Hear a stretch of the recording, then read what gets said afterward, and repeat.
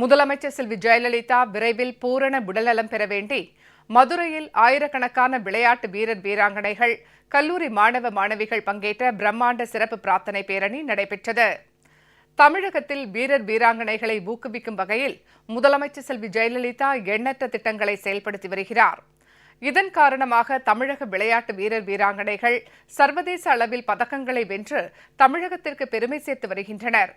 விளையாட்டுத்துறை மேம்பாட்டுக்கென பல்வேறு திட்டங்களை மேற்கொண்டு வரும் முதலமைச்சர் செல்வி ஜெயலலிதா பூரண உடல்நலம் பெற்று விரைவில் வீடு திரும்ப வேண்டி மதுரையில் பிரம்மாண்ட சிறப்பு பிரார்த்தனை பேரணி நடைபெற்றது.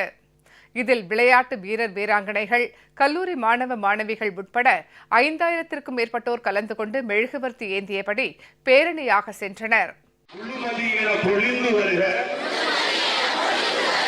இன்னும் ஒரு நூற்றாண்டு ஆட்சி புரிக, அம்மாவே மீண்டு வருக, முழுமதி என பொழிந்து வருக.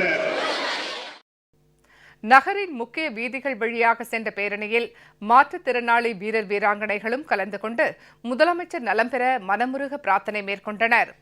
இப்பேரணியில் அமைச்சர் மற்றும் தமிழ்நாடு ஒலிம்பிக் சங்க நிர்வாகிகள் உள்ளிட்டோரும் பங்கேற்றனர்.